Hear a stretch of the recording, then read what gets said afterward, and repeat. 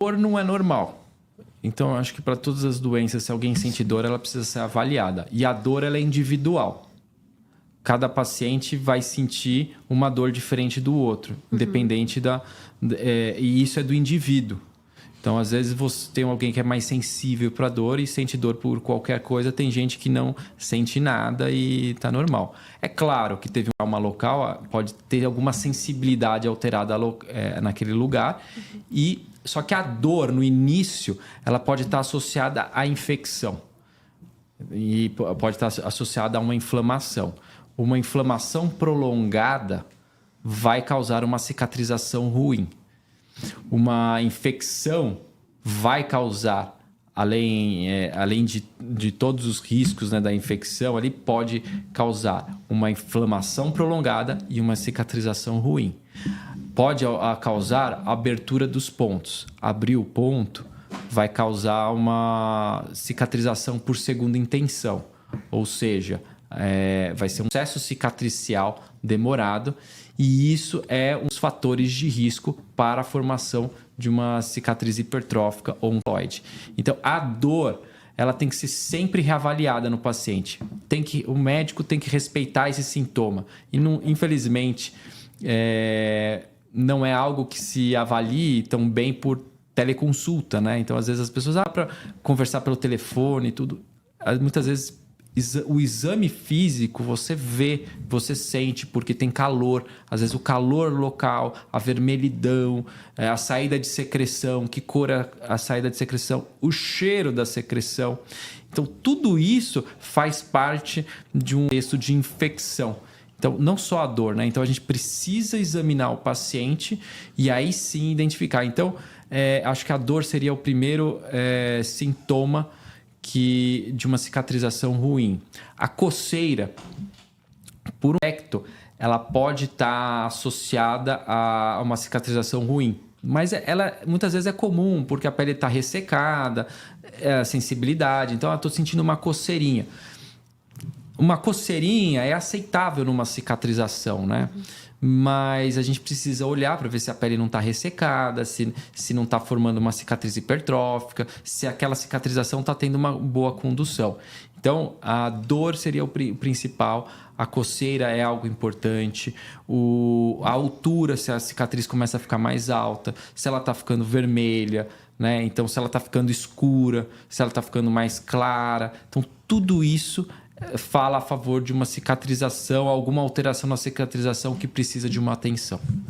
Agora, a pessoa que, por exemplo, fuma, né, que a gente já citou, que é algo que vai dificultar esse processo de cicatrização.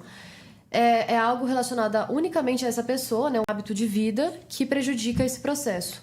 Tem fatores genéticos também que podem influenciar nessa questão da cicatrização? Olha, minha mãe tem um problema muito ruim de cicatrização, já tem um médico que não passou por um processo nessa questão. Necessariamente eu também não vou ter um processo? Com certeza. A cicatrização ela tem um fator muito grande genético, principalmente étnico, né? Então, tem algumas etnias que têm maior propensão à formação de queloides. Então a gente vê até e outra.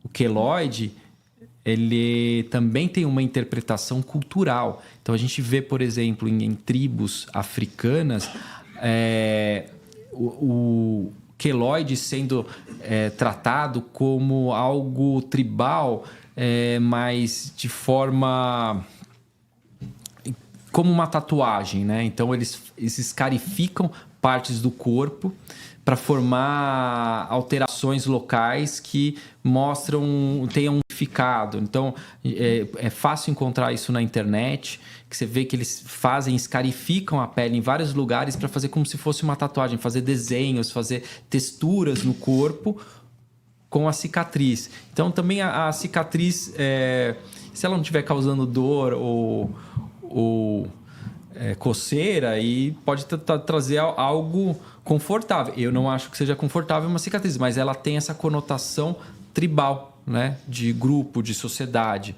Então, as tribos africanas, né, tem mais propensão, tribos africanas, né, descendentes africanos têm mais propensão, descendentes asiáticos também à formação de queloide. Mas não quer dizer que a pessoa vá ter. né? Porque eles são outros fatores. E quando a gente fala em genética, a gente não sela o diagnóstico ou algo que vai acontecer com uma pessoa. A gente fala que tem mais chances de acordo com os fatores ambientais. E quais são os fatores ambientais para uma cicatrização ruim? Né? Quais são os fatores ambientais? A infecção, a inflamação, né? Cicatrização por segunda intenção. E quando a gente fala que segunda intenção é que não teve essa coaptação das bordas, então a escarificação da pele, então causa uma ferida que demora o fechamento, né? Uma deiscência, ou seja, o paciente teve formou uma coleção de líquido, vazou por um orifício, por uma parte mais frágil da cicatriz e ficou aberto. Naquele local tem mais chances de formar o queloide, né? Uma cicatriz hipertrófica, porque ele fica aberto mais tempo, ele fica inflamado, né? Ele pode até ter uma infecção local ou mesmo só por conta da colonização causa uma maior inflamação e ele forma uma cicatrização ruim. Além disso, necrose de pele, né? Tem uma necrose de pele. Fatores como o cigarro, que faz mal, ele pode influenciar negativamente para uma cicatrização.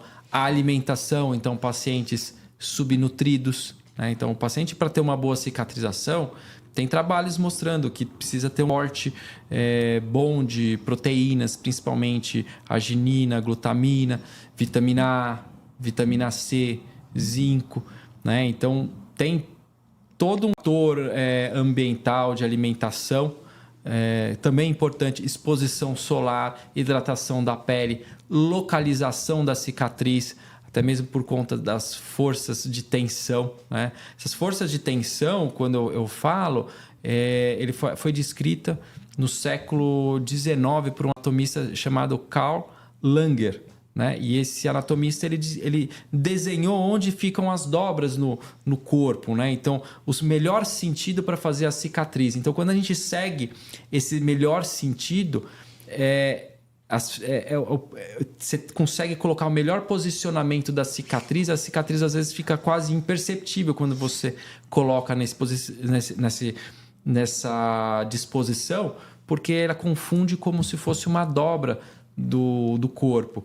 Então, escolher o melhor lugar para uma cicatriz. A técnica utilizada, por exemplo, numa abdominoplastia, a gente tira muita pele e deixa puxando. Então, essa força de puxar pode ser um fator negativo para uma cicatrização. Quantidade de pontos, né? Então, a gente, como cirurgião plástico, a gente tem que saber escolher bem onde colocar a cicatriz para ficar imperceptível e tem que também fazer várias camadas de pontos para tirar a tensão naquela localização e conduzir melhor a cicatrização.